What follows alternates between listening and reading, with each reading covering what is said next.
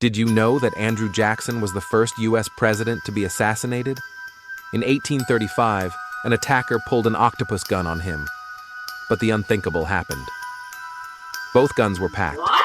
Could it be fate, or is it just a coincidence? Today, we will explore the greatest assassination of any period in American history. Andrew Jackson was not only a president of the United States, he was also a resilient warrior, a brilliant general, and a man who shaped American politics in an unprecedented way. Nicknamed Old Hickory, Jackson was famous for his tough, decisive personality and always standing up for the working class. He is a symbol of populist will, loved by the people, but made the political elite shy, even hated. Before entering the White House, Jackson made his mark in history with resounding victories on the battlefield, especially the Battle of New Orleans in the War of 1812. But it was his bold policy decisions in politics that truly made him a controversial figure. One of the policies that made him the most enemies was the abolition of the United States National Bank.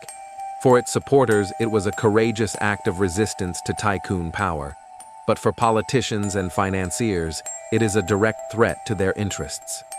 Jackson's strong decisions, along with his outspoken and uncompromising personality, put him in the sights of many hostile forces.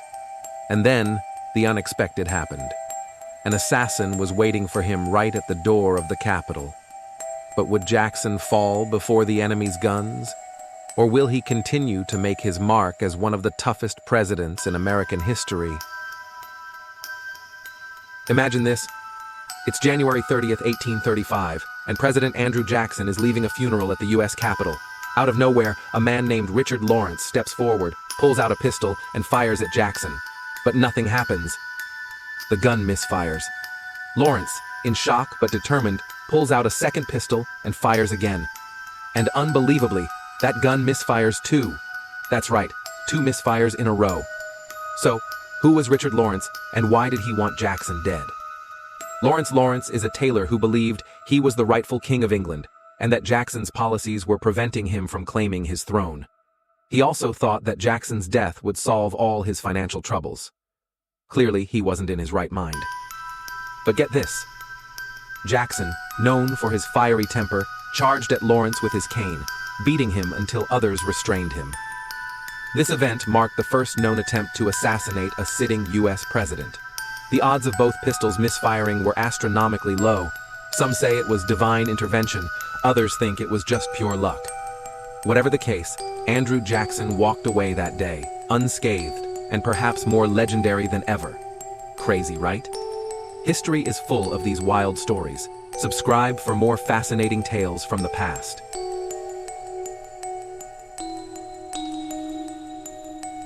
And the year was 1835.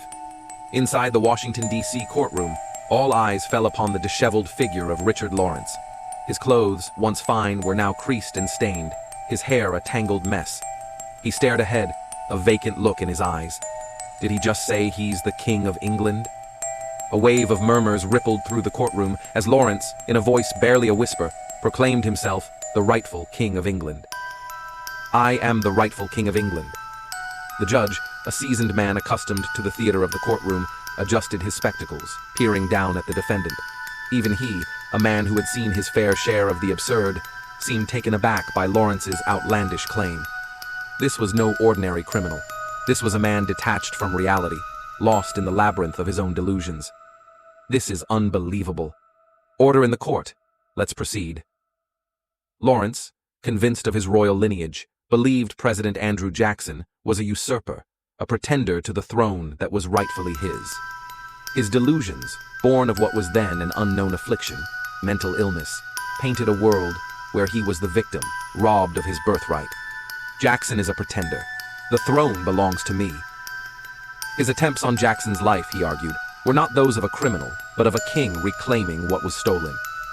The courtroom, once abuzz with murmurs, fell silent as Lawrence, his voice growing in fervor, recounted his lineage back to King George IV. My lineage traces back to King George IV. They stole my throne. He spoke of conspiracies, of stolen fortunes, of a grand plan to deny him his rightful place on the throne. His words, though nonsensical to those present, held a strange conviction, a desperate plea for recognition from a mind shrouded in delusion. Is he serious? This is madness. Poor man, he's truly lost. On that fateful day, Lawrence had approached Jackson, a Derringer pistol hidden in each hand. Twice he pulled the trigger, aiming for the heart of the president. Twice, the hammer struck, the deafening click echoing through the air. Twice, by some cruel twist of fate, the pistols misfired. Did you see that? Both misfired. The odds, experts later agreed, were astronomical. To have one misfire was improbable. To have two defied logic. It's like the hand of fate intervened. Lawrence, convinced his royal blood protected him, believed God himself intervened. The courtroom, however, saw it differently.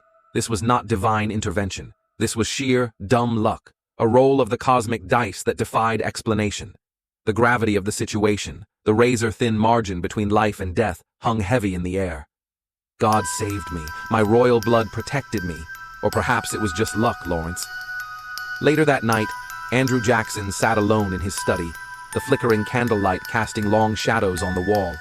He held one of the misfired pistols in his hand, its weight a stark reminder of his own mortality. The events of the day played out in his mind, each detail etched in sharp relief. The click of the hammer, the look in Lawrence's eyes, the collective gasp of the crowd. The click of the hammer, the look in his eyes. He was a man who had stared death in the face before, but this was different. He thought of Lawrence, a man clearly unwell, lost in the throes of madness. Pity warred with anger, relief with a sobering understanding of the fragility of life. Pity, anger, relief, all at once. He placed the pistol down, the click echoing in the silence of the room. He was alive, for now. But the events of this day, he knew, would forever be seared into his memory, a stark reminder of the unpredictable nature of life and the ever-present shadow of death. Alive, for now. But this day, it will never be forgotten. Andrew Jackson. A name that echoes through the halls of American history. But what do we really know about the 7th President of the United States? Today, we're diving into the mysteries and lesser-known aspects of his life that will leave you questioning everything you thought you knew. Jackson was a man of contradictions.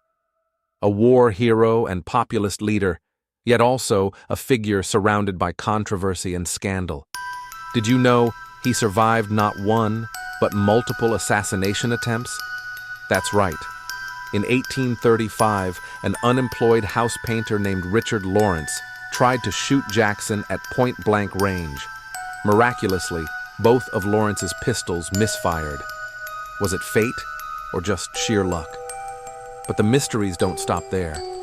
Jackson was a staunch believer in the power of the common man, yet his policies led to the infamous Trail of Tears, where thousands of Native Americans were forcibly relocated.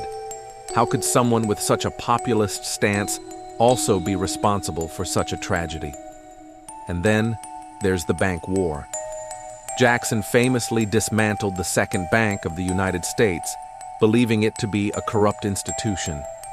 This move sparked economic turmoil and left many wondering if Jackson was truly a hero of the people or just a man driven by personal vendettas. Fate or coincidence? The mysteries of Andrew Jackson continue to intrigue historians to this day.